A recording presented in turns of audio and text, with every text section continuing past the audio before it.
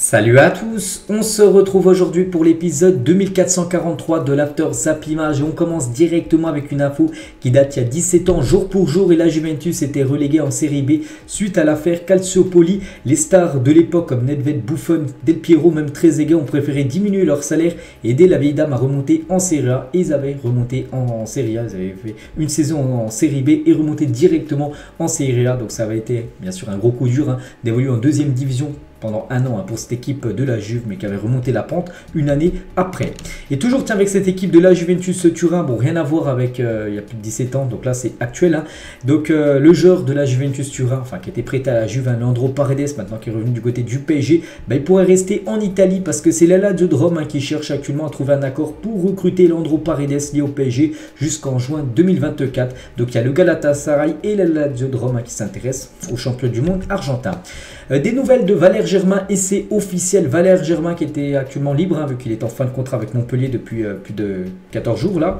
Donc s'engage avec le club australien du MacArthur FC jusqu'en 2025. Donc voilà, nouveau championnat, nouveau continent pour l'ancien attaquant de Montpellier, l'ancien attaquant de l'Olympique de Marseille. Donc c'est vrai que du côté de Montpellier, bon, il a floppé.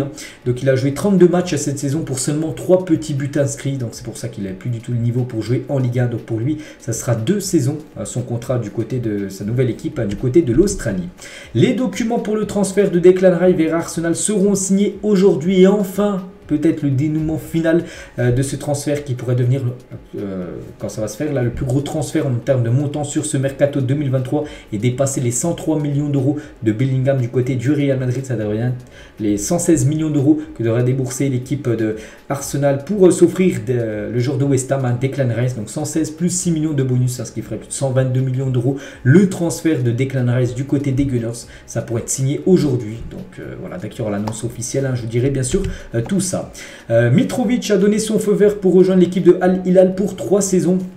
La première offre du club saoudien a été refusée par Fulham, mais voilà, l'équipe de Al Hilal va essayer de tout faire pour essayer de s'offrir bien sûr le joueur Mitrovic et le joueur surtout, lui il est ok parce que le joueur a pu refuser et puis en gros le transfert tombe à l'eau, mais le joueur lui est ok pour rejoindre l'équipe de Al Hilal. Il pourra retrouver par exemple des anciens joueurs de première ligne comme Koulibaly, comme Ruben Neves, comme Milinkovic Savic, un joueur serbe comme Mitrovic. Donc voilà, c'est vrai que cette équipe de Al Hilal peut vraiment avoir une énorme team saison prochaine. Si par exemple il recrute en plus le joueur Mitrovic. Un autre club saoudien, c'est l'équipe de Al Nasser, l'équipe de Cristiano Ronaldo, et ils sont sûrs, un joueur français c'est Moussa Diaby.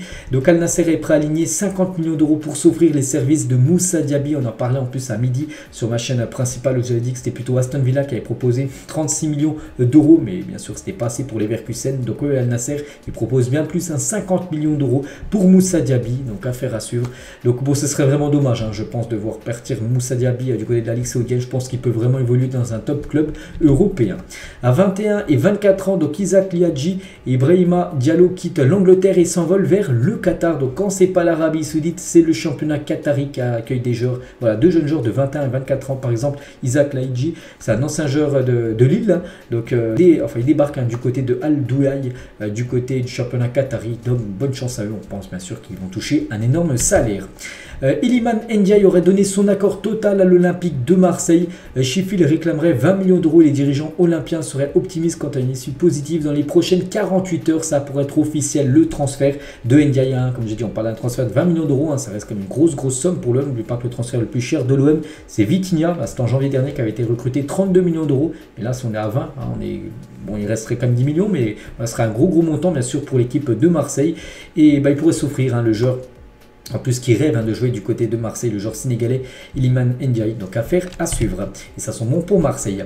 Danjuma est courtisé par l'AC Milan. Feyenoord et Everton sont également intéressés. Ils sont déjà entrés en discussion avec le joueur concernant le joueur néerlandais qui pourrait peut-être aller du côté de l'AC Milan. C'est aussi, c'est affaire à suivre. Ça peut bien sûr être fait là dans les prochains jours parce que Fabrizio Romano le confirme. Un petit transfert officiel, c'est un espoir allemand. Il s'appelle N'Gane Kam. Signe à Francfort pour 4 millions plus bonus. Donc Donc Alario, Boré, Ngankam, ça fait beaucoup au poste de Kolo Muani, au poste de numéro 9, parce que lui aussi c'est un attaquant. C'est qu'il y a pas mal d'attaquants du côté de l'équipe de Francfort. Avec tous ces attaquants recrutés, on peut peut-être penser que Kolo Muani, du coup, lui fera le sens inverse et quittera bien sûr cette équipe de Francfort lors de ce mercato. Officiel promu en première ligue, Lutonto recrute Tahiti Chong pour 6 millions d'euros plus 6 millions de bonus. À 23 ans, l'ancien joueur de Manchester peut enfin se révéler. Je me souviens, lui, il avait joué un match avec Manchester United contre le PSG. C'était au Parc des Princes, un match de Ligue des Champions où Manchester avait éliminé le PSG il y a quelques années. C'est là où vraiment, je pense, la première fois j'ai entendu parler de ce joueur. Et du coup, il quitte Manchester, direction Lutonto, qui monte en première ligue saison prochaine, ce petit club. Donc voilà, donc ils ont déboursé 6 millions d'euros pour s'offrir ce joueur. Officiel, Oscar Cortés, un jeune joueur de 18 ans, s'engage au Racing Club de Lens jusqu'en 2028. C'est un joueur surtout aussi pour l'avenir. Donc contrat de 5 ans pour ce joueur, Oscar Cortés, qui est un joueur, je ne sais plus de quelle nationalité, mais voilà, il débarque du côté du Racing Club de Lens. Laurent Blanc, quelques déclarations de Laurent Blanc. N'oubliez pas qu'il fait la une aujourd'hui du journal de l'équipe. Le mercato est difficile, sans compter la position du club avec la DNCG, donc c'est opaque, les sanctions de la DNCG. Ce qui est sûr, c'est que l'on perd du temps sur les propositions que nous avions sur les joueurs. Et concernant la DNCG Lyon, donc Lyon a fait appel de la décision de la DNCG dans l'espoir de faire lever les restrictions salariales et les limites des dépenses imposées pour le mercato estival. Le verdict sera rendu dans une semaine. Voilà, concernant Lyon, est-ce qu'ils pourront enfin de nouveau recruter ou ils seront toujours restreints parce qu'actuellement ils ont des problèmes avec la DNCG, cette équipe de l'OL. Et toujours avec Laurent Blanc, raconte comment il a vécu sa saison avec Lyon. Oui, il y a eu un moment où j'ai voulu partir car tu as le sentiment que tu n'y arriveras pas. Il y a trop de boulot, des joueurs pas dans l'état d'esprit du club. Il y avait bien trop de joueurs, des clans. Quand tu es entraîneur, tu dois prendre du plaisir. Surtout à mon âge, je me sentais capable, je me sentais pas capable d'y arriver avec ce groupe. Et quand on ne prend plus de plaisir, que les joueurs non plus, il y avait une ambiance très compliquée. Puis il y a eu la fenêtre Coupe du Monde pour remettre tout à niveau et ensuite on a fait des choix forts. Il y avait de bons joueurs mais ils ne jouaient pas. On a fini 3e sur la phase retour de Ligue 1. On a pris beaucoup plus de plaisir, joueurs comme staff, lors de la deuxième partie de saison, en gros après la Coupe du Monde. Où il peut dire, c'est que si on regarde seulement le classement de la Ligue 1 après la Coupe du Monde, Lyon a fini 3e. Ils ont perdu quand même beaucoup de points dans tout début de saison où ça n'allait pas. Il l'a dit, Laurent Blanc, et là ça va beaucoup mieux. C'est vrai qu'il a fait jouer pas mal de jeunes joueurs qui ne jouaient pas en première partie de saison. Par exemple Bradley Barcola qui a été une révélation depuis janvier dernier. Et toujours avec Laurent Blanc sur les jeunes de Lyon, en parlant de Hill, Barcola, Cherki ou même Lukeba, ont montré des choses mais ne sont pas encore prêts pour aller au sommet. Même si des clubs ont une capacité financière importante, je veux débuter avec eux, ça sera un peu tôt pour partir. Voilà, pour ces joueurs. N'oubliez pas que par exemple, il y a Barcola, il est ciblé, donc Barcola est ciblé par le PSG, Cherki il est ciblé par Chelsea ou Lukeba il est ciblé par Leipzig. Donc j'ai pas dit que les trois aller quitter le club ou les trois allaient rester, mais ça se peut qu'il y a un ou peut-être deux qui pourraient peut-être quitter l'OL. Premier match pour Justin Kluivert avec Bournemouth, son nouveau club. Donc c'est un match amical. Bon, je ne connais pas le résultat de ce match amical, mais voilà, première photo on va dire de Kluivert du côté de ce nouveau club, du côté de l'Angleterre. André Curie, ex-conseiller du FC Barcelone, a déclaré que Vini était un supporter du Barça, parce que voilà, en gros il connaît très bien Vini, puis il dit que il m'avait dit que c'était un culé, donc en gros un supporter, un grand fan du FC Barcelone, en parlant de Vini qui joue au Real. Il a même pleuré lors du 6-1 du Barça face au PSG, c'était lui-même qui me l'a dit, vraiment il a pleuré de joie par rapport à la remontada historique, on se souvient du Barça.